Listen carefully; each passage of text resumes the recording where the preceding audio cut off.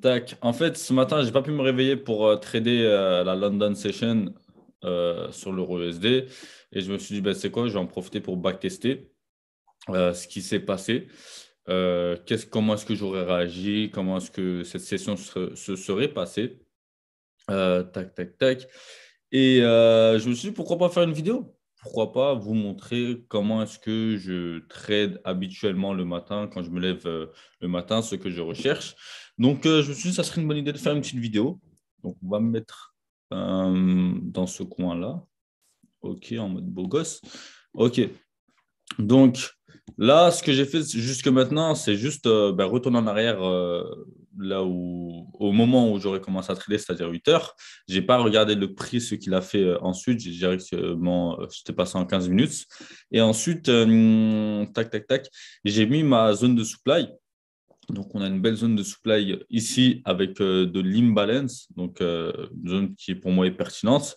On était haussier, donc on était haussier, on a ces zones de demand qui sont aussi intéressantes. Mais on est repassé baissier. Pourquoi? Parce qu'on avait ce high, tu vois ce que je vous disais, ce que je disais dans les précédentes vidéos.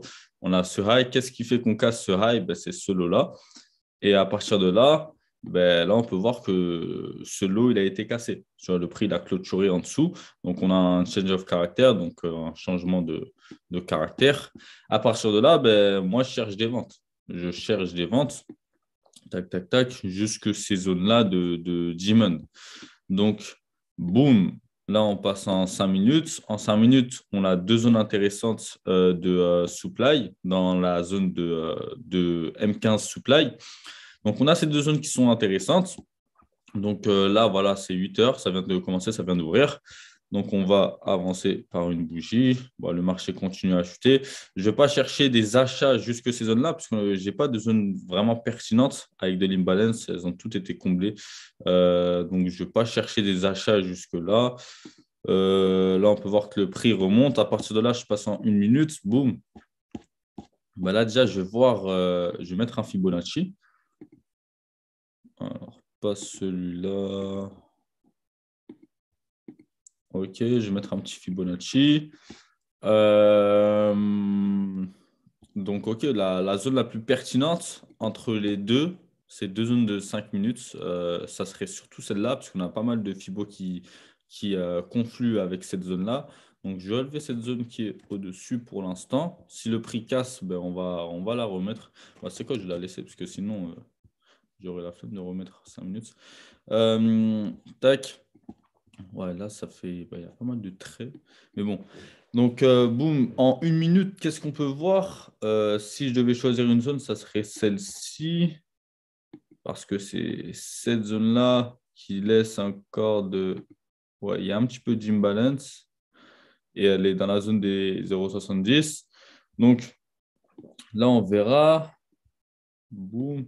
Potentiellement, je pourrais peut-être prendre un trade du style comme ça, tu vois.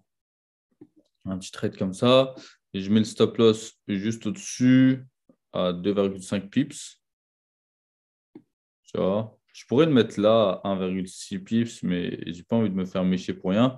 Juste que j'aime pas ici, là, c'est qu'on a des equal high ici. Ça veut dire que juste là, on a de la liquidité. Donc, il y a une phrase qui dit en anglais, spot the liquidity before you become the liquidity. C'est-à-dire, faut que tu mettes, faut que tu trouves les endroits de liquidité. Sinon, c'est toi qui vas donner la liquidité. La liquidité, c'est là où les banques elles veulent prendre ton argent, tu vois. Là, il y a des stop-loss qui sont juste au-dessus, etc. Et c'est le seul truc que j'aime pas, mais il y aura la liquidité partout. Donc, comme c'est un bon trade, enfin, c'est un bon trade, il y a pas mal de confluence, boum, les niveaux de Fibonacci, la zone de M5 supply. Si le prix touche là, je pense que je serai rentré. J'aime pas mettre le TP directement. J'attends déjà de voir si le prix réagit avant de fixer mes zones de target.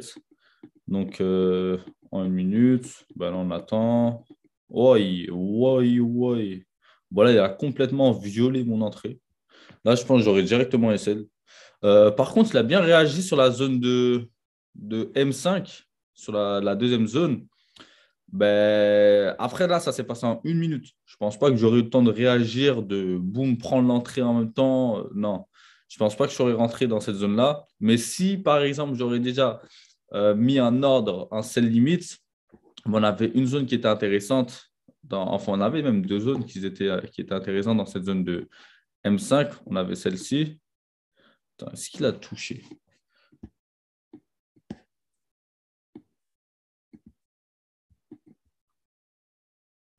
Attendez, j'essaie de voir, parce que des fois, ça se joue au millimètre près, hein.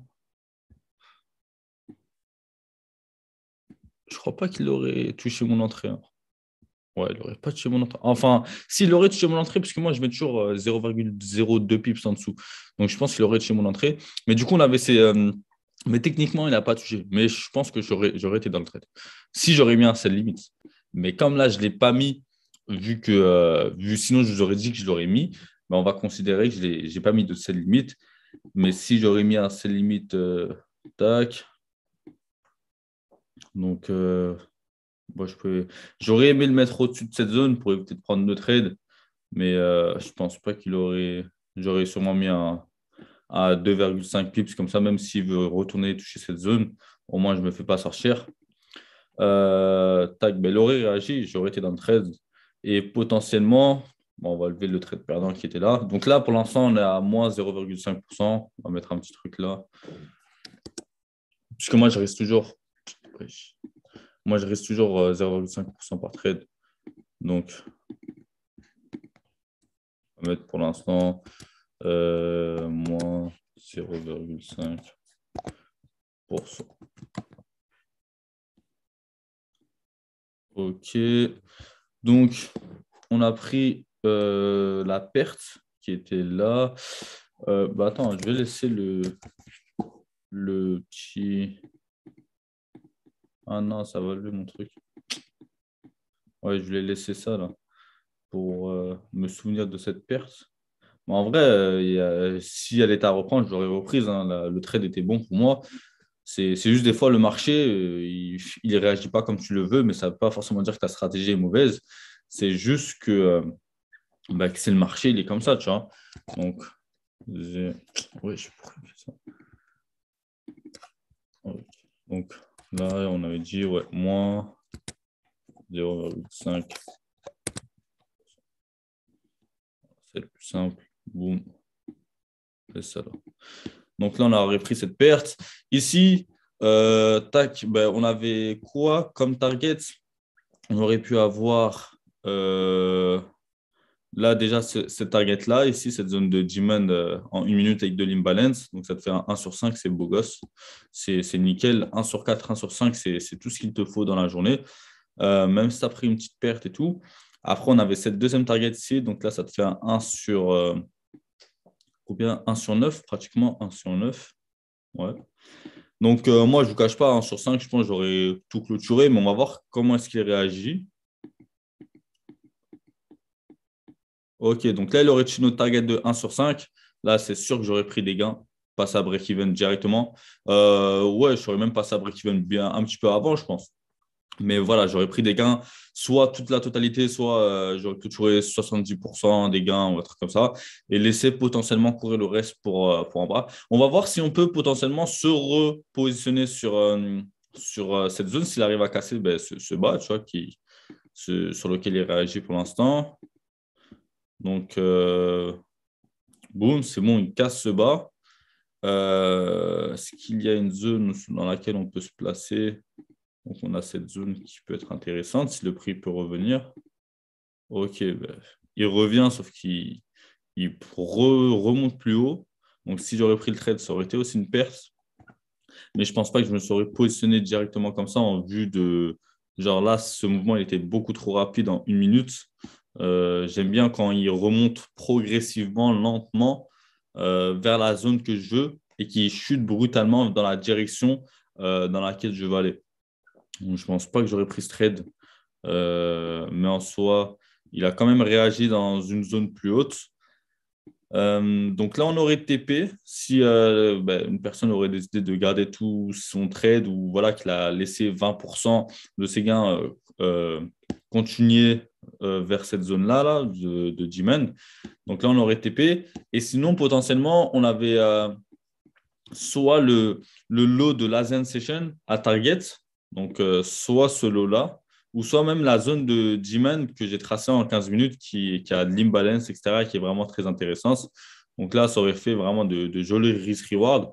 Mais bon, c'est beaucoup de mindset, beaucoup de gestion d'émotions pour garder de tels trades. Mais on verra si potentiellement il aurait tout simplement touché nos targets. OK, OK. Il aurait touché le low session, de la Zen Session, OK. Et là, ici, est-ce qu'il aurait touché? OK, je vois que tu fais. Attends, on va voir s'il y a peut-être potentiellement une autre entrée que l'on peut prendre. Euh, alors, on va lever ça. On sait que ce trade, c'est un trade gagnant, mais comme on ne l'a pas pris, enfin, je ne l'aurais pas pris, vu que le mouvement il était vraiment très, très rapide, on ne va pas le considérer comme un trade gagnant. Donc là, on va dire que pour l'instant, on a moins 0,5% dans la journée. Donc, on va passer en 5 minutes. Donc là, on peut très bien voir voilà, qu'on est toujours baissier. On a cassé ces niveaux Il y avait de la liquidité ici. Il y a de l'imbalance à aller récupérer plus bas. Il y avait de la liquidité. On va voir si on peut potentiellement reprendre une entrée. Donc là, jusque ce niveau de demand. Donc ici, on a cette petite zone. Ouais, elle est plutôt balèze. On va dire cette zone-là. Si le prix peut revenir, ok, ben non, il casse. Donc ici, on a cette zone-là.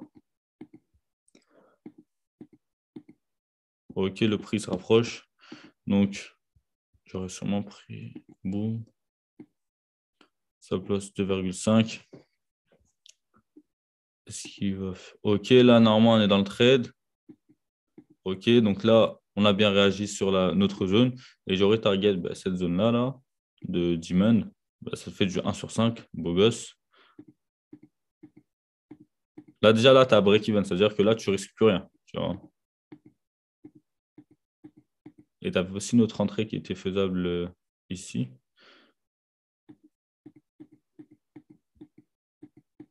Ok, TP.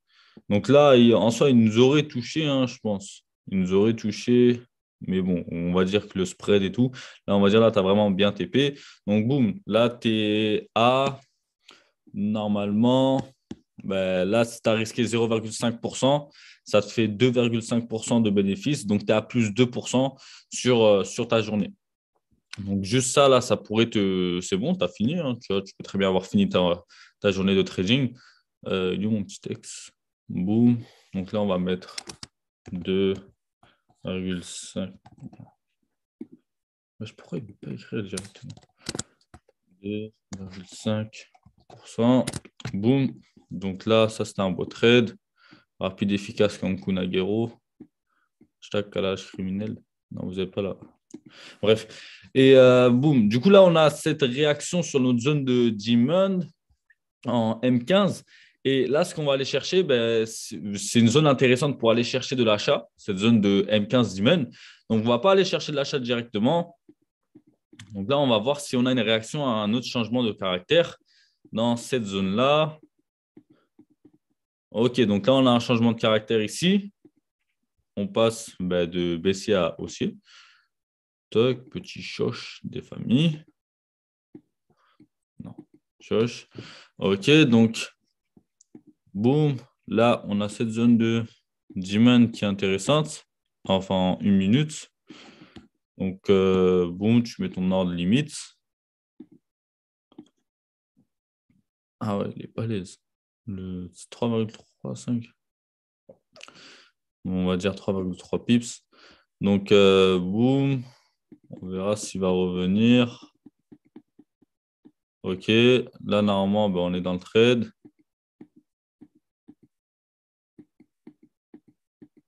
OK, stop loss. Il nous a stop loss, moins 0,5%. En fait, dans les zones de G-Men, là, quand il y a des choches, tu continues, oui, tu continues à trader ce que tu vois jusqu'à que le trade part. Tu vois. En soi, on a eu un changement de caractère, le trade, il était bon. Tu vois. Donc, boum, là, ça a créé la liquidité un petit peu plus bas. Je n'aurais pas étonné que le prix aille plus bas pour sweep cette liquidité en bas. Et voyons voir en 1 minute. Ouais, on a aussi un joli petit POI des familles ici en 1 minute avec de l'imbalance. Pas sûr qu'ils viennent le toucher, mais ça pourrait être pas mal en mode jolie confluence.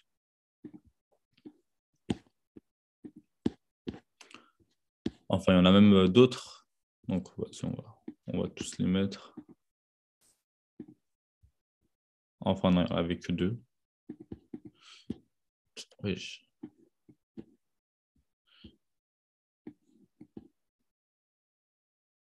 Pourquoi il met Lisa? Ok. Donc, boum. Donc là, ouais, ça pourrait être beau gosse si le prix peut sweep la liquidité et réagir sur notre zone de 1 minute POI. Donc là, voyons voir ce que le prix décide de faire. Donc, ok, là, il a chopé la liquidité. Il n'a pas réagi sur notre zone. Donc, là, déjà, ici, on a un changement de caractère encore une fois, puisqu'en 1 minute, on considère les mèches. Donc, on avait ce plus bas, boum. Et là, ben, la mèche, elle est allée plus haut que ce plus bas. Donc, on a un mini changement de caractère. On va lever ce trade-là, là, parce qu'il va nous gêner. Et on a cette zone ici. Elle est assez imposante. Ça fait combien de... Oh, 5 pips? Non, c'est mort. Je l'aurais sûrement pris à la min value. 2,5 pips. Voilà, bon, on verra s'il va venir. Ok, il est revenu. Non. Il est revenu, mais il ne nous a pas touché. Et tant qu'il n'a pas touché cette zone de supply 1 minute, pour moi, le trade est toujours valide.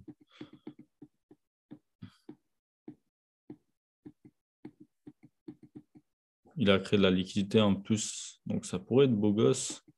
Mais techniquement, il a déjà mitigé de cette zone de G-Man. Donc là, on pourrait très bien enlever le buy limit, mais on va le garder. Là, on est dans... Ok, stop loss. Donc là, ça refait un moins 0,5%. On est moins 0,5%. Donc là, de base, on était à 2,5%. Non, 2,5%. On était à 2%. Et là, on a perdu 1%. Du coup, on est à plus 1% de bénéfices dans la journée. C'est pour ça que des fois, il faut juste se dire, ouais, ben, tu as chopé un bon trade, un bon risk-reward. Même si tu as eu une perte avant, ça coupe ta perte, tu es quand même en bénéfice, tu peux t'arrêter, c'est nickel. Mais là, on va dire, ben, des fois, voilà, c'est le trading. Ça arrive que tu puisses te manger des pertes, etc. Mais ça, la puissance du risk-reward, c'est que quand on aura un bon trade, ben, ça va rattraper ces deux pertes-là. Donc, tant que le prix me donne des opportunités d'acheter et qu'il est sur cette zone de M15 G-Man, ben, je continuerai à voir ben, ce que le prix me donne. Donc là, le prix a réagi sur la zone de 1 minute, la zone 1 minute qu'on avait mise tout à l'heure. Donc, qu'est-ce qu'il va faire? Ok, il réagit bien. Ok, on a même un changement de caractère. Donc là, on a un autre changement de caractère ici. Petit choche. Moi, je ne vais pas mettre le choche parce que sinon on verra mal. Donc, choche. Et du coup, bah, cette zone-là, bah, c'est la plus intéressante. Ici, c'est cette zone-là qui crée ce changement de caractère. Donc là, on va remettre un buy limit.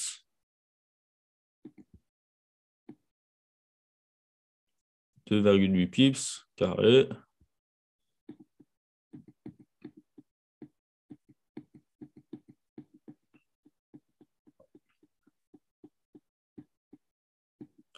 Ok, le prix revient. Doucement, lentement, mais sûrement. Créer un petit peu de liquidité. Ok, là, on est dans le trade. Alors, attendez. Boum. Donc là, on est dans le trade. Et là, on va mettre... bah, le prix, il a directement réagi. C'est ça que j'aime dans les bons POI où normalement, les bonnes zones, ça réagit directement. Donc là, on peut soit target cette zone de demand ici, de demand de supply, ou soit on a une plus belle zone ici à target qui est là. Alors, tac. Il est où mon truc? Qu'est-ce qu'il fout là? Alors, boum, une supply. Donc, on a cette zone de supply à targets. Donc, je pense que ici, tu vois, on a pas mal de liquidité ici. Je pense que j'aurai target celle qui est au-dessus, vu qu'on a pas mal de liquidité. Equal high. Donc, ça fait sens que le prix revienne au minimum jusque-là. 1/6, ça pourrait être beau gosse. Donc, voyons voir ce que ça donne.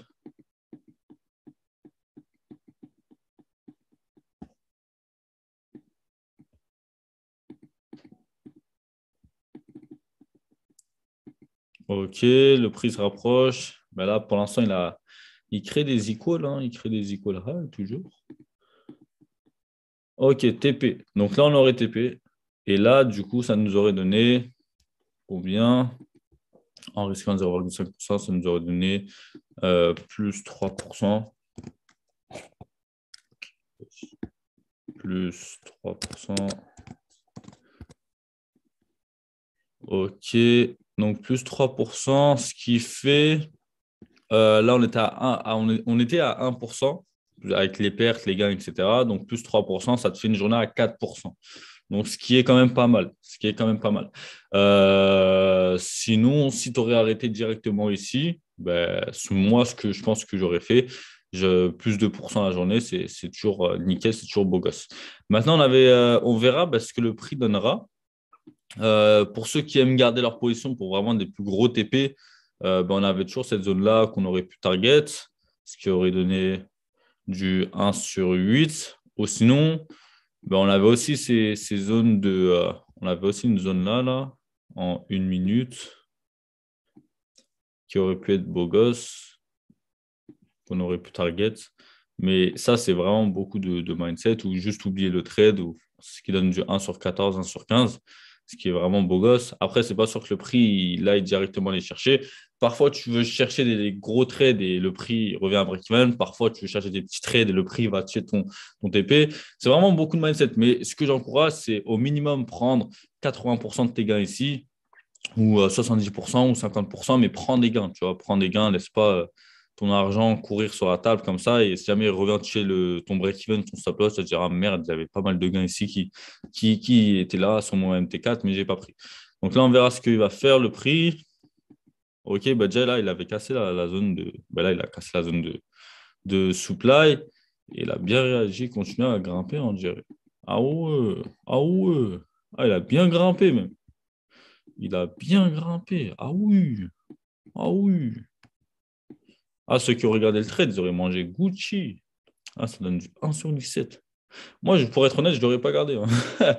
Mais peut-être un jour, si je m'améliore, etc., bah, sur ça, peut-être qu'un jour, j'arriverai à garder de tels trades, mais je ne l'aurais pas gardé. Après, moi, j'ai un ami qui, ce qu'il fait, c'est vraiment, lui, il met break-even et il laisse courir jusqu'à des risk-reward incroyables.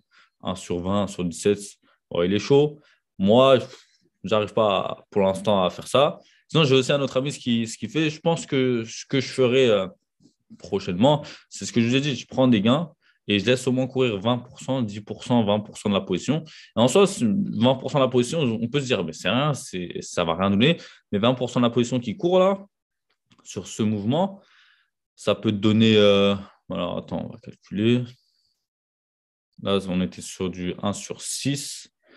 Donc, si on a 20% de la position qui court, on va faire des calculs. 20%. Donc, ça veut dire qu'on a 1,2, tac, tac, tac, en sachant que le théorème de Thalès dit que 6 divisé par 9, ok, en sachant que Albert Einstein a dit que 25, ok, donc ça veut dire que là, on n'était pas sûr, ok, ça veut dire que,